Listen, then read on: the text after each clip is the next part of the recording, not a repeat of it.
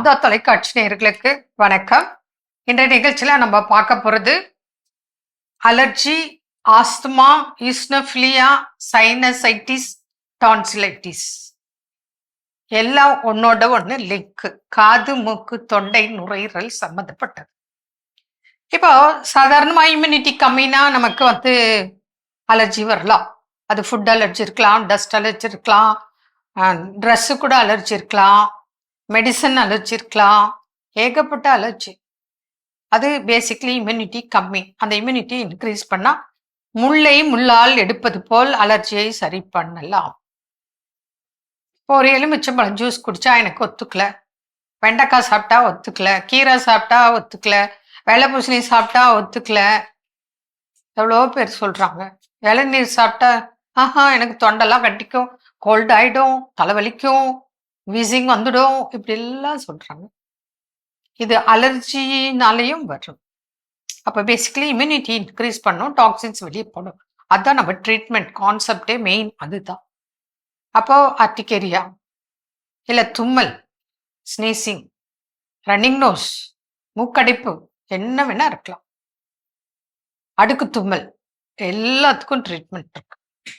அடுத்தது பார்த்தீங்கன்னா சைனசைட்டிஸ், தலைபாரோ, இப்படி கழுத்து கீழே தொங்க போட்டா முடியாது, கொஞ்சம் லேட்டாக சாப்பிட்டா முடியாது, சைனசைட்டிஸ் ப்ராப்ளம். வெளியில் போயிட்டு வந்தால் சைனசைட்டிஸ் ப்ராப்ளம். புரியுதுங்களா? நிறைய காரணங்கள். டென்ஷன் ஆனா, தூக்கம் இல்லாததுனால, இப்படி எல்லாம் இன்னைக்கு மக்கள் சைனசைட்டிஸில் கஷ்டப்படுறாங்க.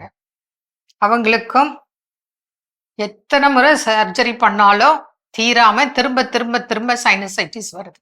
இங்கெல்லாம் வலி, இங்கெல்லாம் வலி, தலைபாரம், இரிட்டேட் பண்ணும், டென்ஷன் ஆவாங்க. நல்லா தூங்கி எழுந்தாதான் அவங்களுக்கு அந்த தலைவலி போகும். சில நேரங்கள்ல சும்மா கொஞ்சம் வெளியே வெயில போயிட்டு வரக்கூடாது, மழையில போயிட்டு வரக்கூடாது, குளிர்காத்துல போயிட்டு வரக்கூடாது. ஏகப்பட்ட காரணங்கள் சைனசைட்டிஸ். அதற்கும் அறுவை சிகிச்சை இல்லாமல் ட்ரீட்மெண்ட் உண்டு. இப்போ இந்த சைனசைட்டிஸ் உள்ளவங்க மாத்திரம் கேக்கு, தயிர், முட்டை தயவு செய்து சாப்பிடாதீங்க. நீங்க உங்க ரிப்போர்ட் எடுத்துட்டு வாங்க, இல்லை உங்க சிம்டம்ஸ் சொல்லுங்க, ட்ரீட்மெண்ட் இருக்கு. நிச்சயமாக நீங்கள் கடைபிடித்தால் குணமாகும் வாய்ப்பு மிகுதியா இருக்கு. அதை பயன்படுத்திக்கோங்க. அடுத்தது டான்சிலைட்டிஸ், தொண்டையில் சதை வளர்ச்சி. அவ்வளோ குழந்தைகள் சும்மா ஒரு சாக்லேட் சாப்பிட்டா உடனே ஃபீவர், காஃபு, தொண்டை வலி, விழுங்க முடியாது, சாப்பிட முடியாது. உடனே ஆன்டிபயோட்டிக் கொடுத்தா ரெஸ்பாண்ட் பண்ணாது.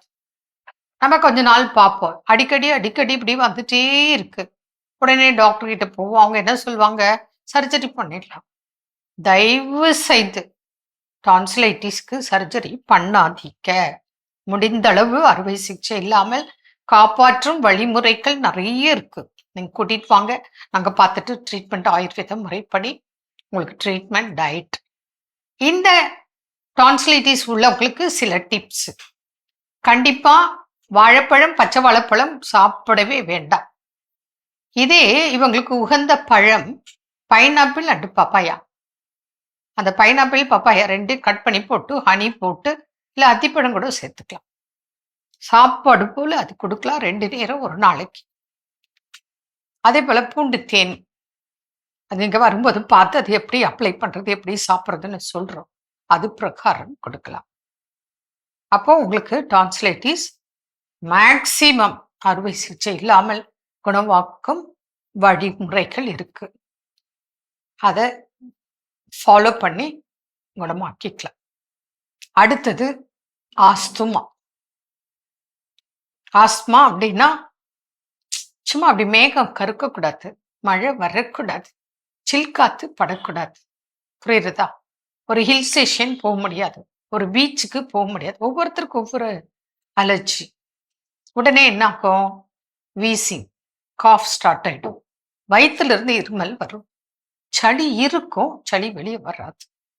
அப்படியே நுரையீரல்லாம் வெயிட்டா இருக்கும், செஸ்ட் ஹெவியா இருக்கும்.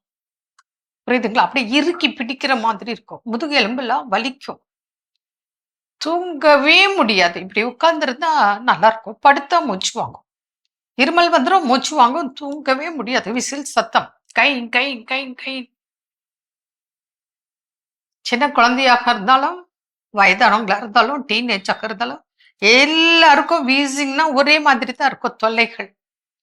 பெரியவங்களுக்கு சொல்ல தெரியும். குழந்தைகளுக்கு தெரியாது. அதனால என்ன பண்றாங்க, ஃபர்ஸ்ட்டு ஒரு டேப்லெட் குடுப்பாங்க. அதுல கண்ட்ரோல் வந்துட்டு இருக்கும். அப்புறம் அதுல கண்ட்ரோல் ஆகாது. அப்புறம் இன்ஜெக்ஷன். அதுவும் கண்ட்ரோல் ஆகாது கொஞ்ச நாள்ல. அப்புறம் வெயின் இன்ஜெக்ஷன். அப்புறம் நெபுலைசர்.